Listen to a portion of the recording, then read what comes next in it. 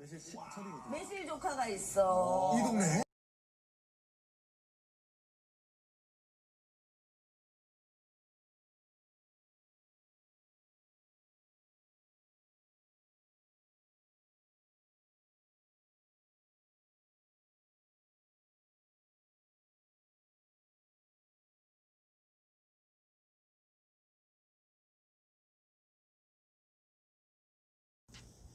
안녕하세요.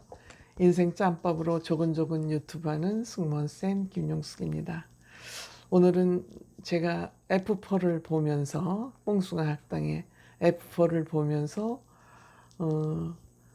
조성모 씨가 게스트로 왔어요. 조성모가 누굽니까? 90년대를 그야말로 구름 위를 날아다니던 그런 가수 아닙니까? 90년대 맞죠? 92년, 2002년, 그렇죠. 92년도쯤 되는 것 같으네요.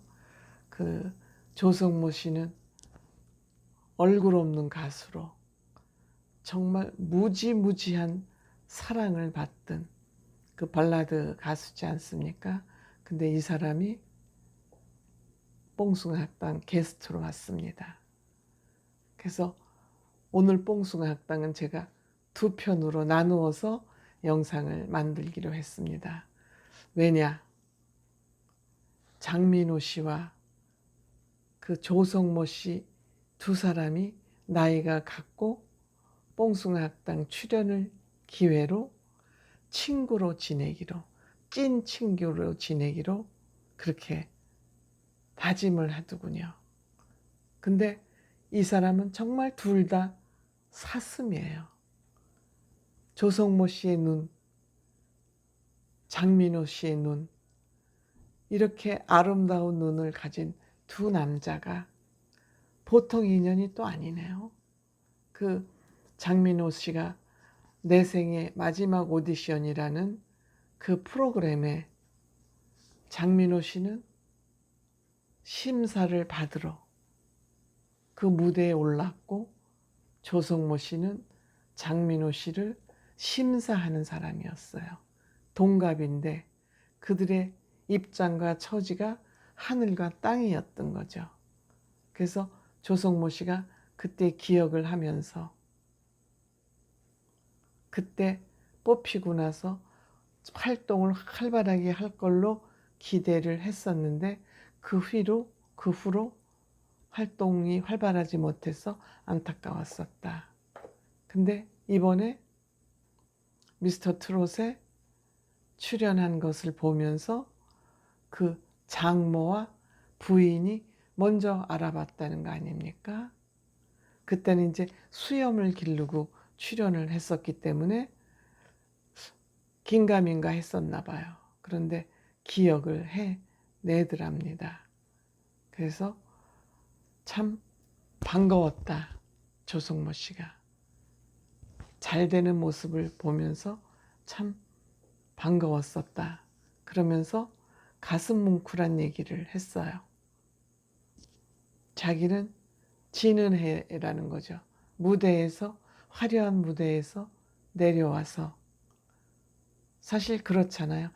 이렇게 너무 인기가 확 불타올랐던 사람이 정상에 갔다가는 내려올 곳밖에 없잖아요.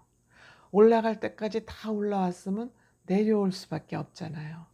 그럼 자기는 내려온 사람이고, 장민호 씨는 지금 올라가는 사람이다. 그 얘기를 하면서 자기도 이 시간을 어떻게 해서 잘 추스려서 다시, 가수들은 무대에 서는 게 꿈이잖아요.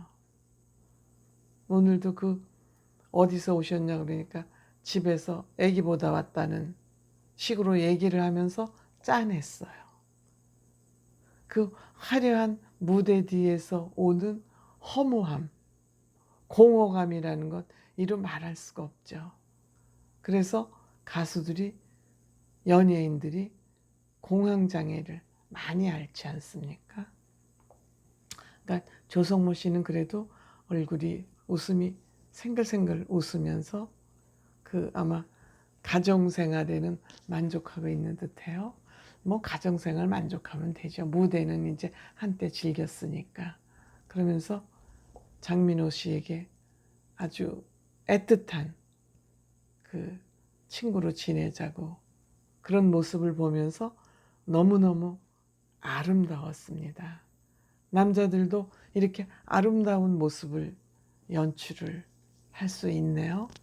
근데 이제 이명웅 씨도 그 세 사람이 이렇게 앉아서 도란도란 얘기를 하면서 이명웅 씨도 얼마나 그 가수가 되고 싶은 시절에 조성모 씨의 활동을 눈여겨봤겠습니까? 얼마나 그가 부러운 대상이었겠습니까?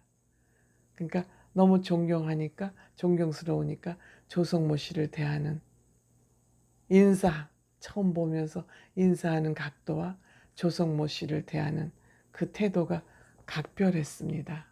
근데 이제 오늘도 그 자주 가는 장어집에서 장어를 한 뭉탱이 싸가지고 맛있게 장모님이 특별히 준비해 주셨다고 그래요. 그래서 어쨌든 이 봉숭아 학당은 감동을 하여튼 주는 데는 뭐 그 연출가들이나 부성작가가 도인들 같아요. 감성을 주는, 감동을 주는 프로그램을 만들어내는. 그러면서 이제 그 인생에 대해서 다시 한번 생각하게 해줍니다. 옛날에 왜 3년 권세 오간데 없다 그러지 않습니까? 그러니까 우리 인생살이는 이 지구가 늘 이렇게 움직이듯이 그 운이라는 게 어떤 한 사람에게 지속적으로 머물러 있지 않고 이렇게 흘러서 굴러다니는 거죠. 그래야지 공평하잖아요. 그래서 조성모 씨는 정말 얼굴 없는 가수로 데뷔를 해가지고 근데 또 왜 얼굴 없는 가수냐 그러니까 못생겨서 그랬다는데 그거는 조성모 씨가 지금 그 웃는 모습이나 웃는 모습도 그 좀 명품 배우 같이 웃는데 왜 못생겼다고 생각했는지 모르겠어요. 그래서 얼굴 없는 가수로 데뷔를 해서 그게 또 저는 전략적으로 또 성공했다고도 생각이 돼요.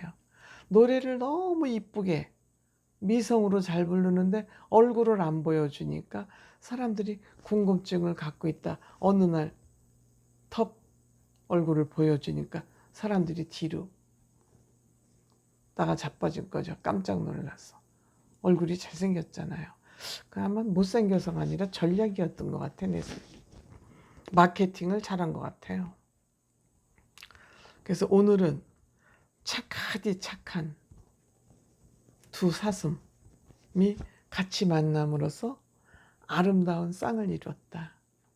아름다운 사슴 브로맨스가 또 생겼다. 그러니까 저는 이렇게 정말 왜 이렇게 선한 사람, 좋은 사람의 매력을 많이 갖는지 모르겠어요. 제가 아마 선하지 않아서 그럴 수도 있어요. 자기한테 없는 사람을, 자기한테 없는 것을 찾아서 보통 사람들은 헤맨다 그러지 않습니까? 저는 선한 사람이 너무 좋아요. 착한 사람이 너무 좋아요. 그래서 오늘 그 두 사람을 보면서 옛날에 그 헤어졌던 연인들이 다시 재회를 해서 아름다운 모습을 꾸며가는 그런 영화의 한 장면을 본 것 같아요. 왜냐? 이 사슴 눈을 가진 두 남자가 한 사람은 노래를 심사받는 을의 입장에 있었고 한 사람은 그 노래를 심사하는 갑의 입장에 있었는데 지금은 그 입장이 조금 바뀌었잖아요.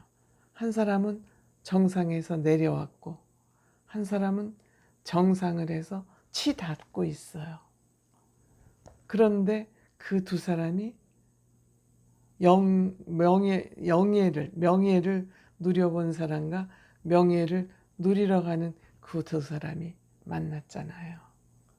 이것처럼 또 큰 인연이 어디 있습니까? 근데 또 조성모 씨의 부인과 장모님도 적극적인 이 F4 뽕숭아 학당 멤버들의 아주 적극적인 지지자라고 하니 온 가족이 모여서 너는 누구 좋아해? 너는 누구 좋아해? 나는 이 사람 좋아해. 그래서 이 미스터 트롯은 가족들이 대화를 섞을 수 있는 공통된 주제를 던졌다. 가족의 화목해질 수 있는 어떤 계기를 줬다. 저는 이것이 미스터 트롯이 대한민국에 준, 대한민국 가정, 각 가정에 준 크나큰 선물이다. 이런 생각을 합니다. 그런 의미에서 정말 어떤 분이 이제 제가 자꾸 미스터 트롯 TV조선을 얘기하니까 TV조선에서 저한테 대상을 줘야 되겠다는 그런 댓글을 남기셨더라고요. 저는 정말 일을 잘하는 사람, 좋은 사람, 멋있는 사람이면은 거의 스토커가 되다시피 해서 저는 거기에 매달려요. 그런 좀 경향이 있습니다. 그래서 이 미스터 트롯은 그냥 어떤 가수들이 노래 잘하는 그런 노래 잘하는 가수를 쳐다보고 박수치는 이런 정도의 선을 넘어선 의미 있는 프로그램이다. 이렇게 생각을 합니다. 근데 오늘 두 사람이 또 만나는 모습, 두 아름다운 사슴이 만나는 모습은 정말 감동적이었다. 그런 생각이 들었습니다. 감사합니다.